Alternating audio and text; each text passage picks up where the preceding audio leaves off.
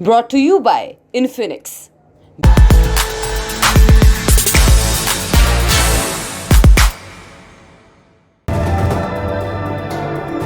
Brought to you by Infinix. Screen पर दिख रही तस्वीर पर एक नजर डालिए। एक गुंबदनुमा इमारत, अंदर सटासट भरे लोग, हाथों में मशाल लिए। ये नज़ारा है एक चमत्कार का। ऐसा मानना है उन लोगों का जो ईसाई धर्म की ऑर्थोडॉक्स शाखा के फॉलोअर्स हैं। मान्यता है कि हर साल पवित्र शनिवार के रोज़ ईसा मसीह की कब्र से एक आग की लपट उठती है। इस लपट से लोग अपनी मशालें और मोमबत्तियां जलाते हैं और फिर ये मशालें दुनिया भर के ईसाइयों तक भेजी जाती हैं। कहाँ हो रहा है ये? जेरूसलम में। जेरूसलम का पूर्वी हिस्सा, जिसे ओल्ड सिटी ऑफ जेरूसलम के नाम से भी जाना जाता है, 4 हिस्सों में बटा हुआ है। एक मुसलमानों के लिए, एक यहूदियों के लिए, एक आर्मीनियाई लोगों के लिए और एक ईसाइयों के लिए।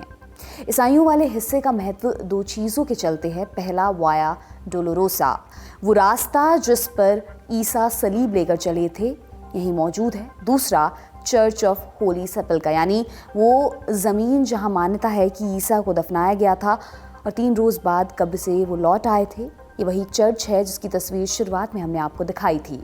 इतना बताने के बाद ये तो आपको समझ आ गया होगा कि ज़मीन का ईसाइयों के लिए क्या महत्व है, और चूंकि ये सब जेरूसलम में है तो इससे जुड़े कितने विवाद होंगे ये भी जाहिर ही है। लेकिन सवाल ये कि आज हम इसकी चर्चा आखिर क्यों कर रहे हैं। दरअसल हर साल मार्च या अप्रैल के महीने में ईस्टर का त्यौहार मनाया जाता है। ईसा के कब्र से जिंदा लौटने की खुशी में पश्चिमी देशों मसलन अमेरिका, ब्रिटेन में पिछले रविवार यानी 9 अप्रैल को ईस्टर मनाया गया। लेकिन ईसाई ऑर्थोडॉक्स शाखा के लिए ईस्टर अभी आएगा संडे यानी 16 अप्रैल को। उससे पहले शनिवार को चर्च ऑफ होली सेपल्कर में होली फायर की पूजा होगी। इजराइल और फ़लस्तीन के ईसाई इस त्यौहार को मनाने की तैयारी करें, लेकिन इस बीच एक सरकारी फरमान ने जश्न में खलल डाल दिया है। फरमान जो कहता है कि सिर्फ चुनिंदा लोग ही ईस्टर की पूजा में सम्मिलित हो पाएंगे। इस फरमान से ईसाई खासे नाराज़ हैं और नाफरमानी का ऐलान कर चुके हैं। ऐसे में ईस्टर के रोज़ हालात बिगड़ सकते हैं। इजराइल की जब भी बात आती है अधिकतर मुस्लिम यहूदी तनाव का जिक्र होता है, लेकिन इजराइल से ईसाइयों का भी एक खास रिश्ता है। तो आज हम जानेंगे इजराइल में रहने वाले ईसाइयों का इतिहास क्या है और ताज़ा विवाद की जड़ कहाँ है। साथ ही बात करेंगे 2 रिपोर्ट्स की, जिनमें से एक का रिश्ता है मोसाद से तो दूसरी का उस कट्टर यहूदी ग्रुप से जो सालों से अल-अक्सा मस्जिद पर कब्जा करने की तैयारी कर रहा है। क्या है पूरी कहानी, चलिए जानते हैं। नमस्कार, मेरा नाम दिव्यांशी सुमराव है। आप देख रहे हैं लंदन टॉप का इंटरनेशनल खबरों का डेली बुलेटिन दुनियादारी। इजराइल से ईसाइयत का रिश्ता समझने के लिए हमें ईसा मसीह से इजराइल के रिश्ते को समझना होगा। ईसाई मान्यताओं के अनुसार ईसा का जन्म 4 सेंचुरी बीसी में बैतलहम नाम की जगह पर हुआ। आज के हिसाब से जगह फ़लस्तीन के हिस्से वाले वेस्ट बैंक के इलाके में पड़ती है। उनके जन्म से ही उनकी जान को खतरा था, इसलिए उनके माता पिता उन्हें मिस्र ले गए। कुछ साल बाद जब खतरा टल गया, जीसस अपने परिवार सहित नासरत नाम की जगह पर आकर बसे। आज के हिसाब से नासरत उत्तरी इजराइल में बसा सबसे बड़ा शहर है। करीब 12 साल की उम्र में उन्हें पहली बार जेरूसलम लाया गया ताकि एक मंदिर में उनकी पेशी हो सके। इसके बाद वो वापस नासरत लौट गए। ईसाई परंपरा के अनुसार जीसस 30 साल तक नासरत में रहे और इसके बाद उन्होंने अपनी यात्रा शुरू की। वो जगह जगह जाकर लोगों को उपदेश देने लगे, साथ ही उन्होंने कई चमत्कार भी किए। इस दौरान 12 लोग उनके पहले शिष्य बने और धीरे धीरे बहुत से लोग उनके साथ हो लिए। क्योंकि जीसस की बातें क्रांतिकारी थी, इसलिए उस वक्त के यहूदी धर्मगुरु बहुत नाराज़ हुए, खासकर इस बात से कि वो खुद को ईश्वर का बेटा कहते थे। एक मंदिर में जब उन्होंने देखा कि लोगों ने उसे दुकानदारी का अड्डा बना रखा है, उन्होंने उनसे ये सब बंद करने के लिए कहा। ये सुनकर मंदिर का मुख्य पुजारी नाराज़ हो गया और उसने अधिकारियों से उनकी शिकायत कर दी। जीसस के एक शिष्य जूडस ने उन्हें धोखा दिया और उन्हें गिरफ्तार करवा दिया। यहूदी अधिकारियों ने उन पर ईश निंदा का आरोप लगाया, जिसके लिए उन्हें सलीब पर लटकाने की सज़ा सुनाई गई। जिस स्थान पर उन्हें लटकाया गया था उसका नाम गोलगोथा था, जेरूसलम की दीवार के ठीक बाहर। यहाँ तक अपना सलीब उन्हें खुद उठाकर ले जाना था। जिस रास्ते से वो गुजरे उसे वाया डोलोरोसा कहा जाता है, जिसका अर्थ है तकलीफ का रास्ता। सलीब पर मिली मृत्यु के बाद उन्हें पास ही एक कब्र में दफना दिया गया, जहां से ईसाई मान्यताओं के अनुसार वो 3 दिन बाद जीवित होकर लौट आए और बाद में उन्हें सशरीर स्वर्ग में बुला लिया गया। जिस स्थान पर मान्यता है कि जीसस को दफनाया गया था, 336 ईस्वी में यहाँ रोमन सम्राट कॉन्स्टेंटिन ने एक चर्च बनाया। कॉन्स्टेंटिन वो पहला रोमन सम्राट था जिसने ईसाई धर्म अपनाया था। ईसा की कब्र पर उसके बनाए चर्च का नाम मिला चर्च ऑफ होली सेपल्का, यानी पवित्र कब्र वाला चर्च। अगली सदियों में चर्च कई बार तोड़ा और बनाया गया। सन 614 में जब ईरान के सैसेनिड एम्पायर ने जेरूसलम पर हमला किया, ये चर्च आग की भेंट चढ़ा दिया गया।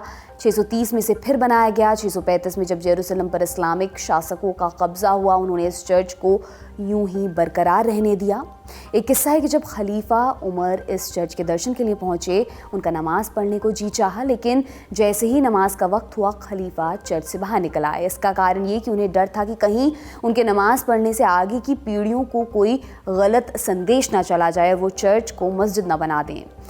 साथ ही खलीफा ने एक डिक्री भी जारी की कि मुसलमान इस जगह पर कभी कब्जा नहीं करेंगे। हालांकि साल 1009 में खलीफा अल हकीम ने इस चर्च को तोड़वाने के आदेश दिए। इस दौरान फ़िलिस्तीन और मिस्र में कई ईसाई प्रार्थना घरों को निशाना बनाया गया। आगे जब जब जेरूसलम पर आक्रमण हुआ, इस चर्च को क्षति पहुंची, लेकिन हर बार इसे दोबारा बना लिया गया। अब यहाँ से आते हैं सीधे आधुनिक इजराइल के इतिहास पर।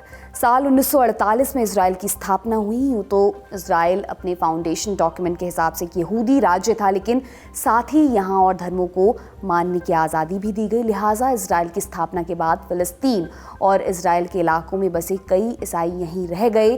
1948 में हुए समझौते के अनुसार चर्च ऑफ होली सेपल्का जॉर्डन के हिस्से में आता था, लेकिन 1967 में हुए 6 डे वॉर के बाद इजराइल ने पूर्वी जेरूसलम पर पूरी तरह कब्जा कर लिया और चर्च का एरिया इजराइल के कंट्रोल में आ गया। वर्तमान में जॉर्डन और इजराइल दोनों देशों की सरकारें मिलकर इसकी देखरेख करती हैं। इस पूरी कहानी से आपको ये तो समझ आ गया होगा कि इजराइल और जेरूसलम का ईसाइयों के लिए काफ़ी महत्व है। बाकायदा अमेरिका के दक्षिणी राज्य या जिसे बाइबल बेल्ट कहा जाता है, वहाँ अधिकतर ईसाइयों का मानना है कि इजराइल में ईसा मसीह का दूसरा जन्म होगा। यहूदी विरोधी लोगों की भी कमी नहीं है, लेकिन कई हैं जो इजराइल को सपोर्ट करते हैं, बल्कि एक देश के तौर पर अमेरिका इजराइल का सबसे बड़ा साझेदार है और दोनों देशों के राष्ट्राध्यक्ष अक्सर गलबहियां डाले देखे जाते हैं। जैसे पहले बताया, यूँ तो इजराइल के कानून में धर्मों को बराबर अधिकार दिए गए हैं, लेकिन फ़िलिस्तीनी और इजरायली अरब नागरिकों के साथ होने वाले सलूक के चलते इजराइल आलोचना के घेरे में आता रहा है। अक्सर इजराइल के इस रवैये को एंटी मुस्लिम नज़रिए से देखा जाता है और ईसाइयों की इसमें कोई गिनती नहीं होती। लेकिन हालिया सालों में जैसे इजराइल में कई ऐसी घटनाएं हुई हैं जो बताती हैं कि ईसाइयों को भी बराबर निशाना बनाया जा रहा है। इसका हालिया उदाहरण है इजराइल की सरकार का एक फरमान, जिसमें कहा गया है कि 15 और 16 अप्रैल के रोज़ लोगों को चर्च ऑफ होली सेपल्का में जाने की लिमिटेड इजाज़त मिलेगी।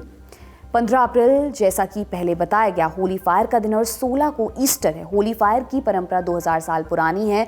इसके बावजूद इजरायली सुरक्षा फोर्सेस का कहना है कि सिर्फ चुनिंदा लोगों को उस दिन चर्च में जाने की इजाज़त होगी। अधिकारियों ने इसके लिए पिछले दिनों अल-अक्सा मस्जिद वाले प्रकरण को तनाव की वजह बताया है, लेकिन इजरायली और फ़िलिस्तीनी ईसाई मानते हैं कि सरकार उन्हें उनकी जगह से बेदखल करना चाहती है।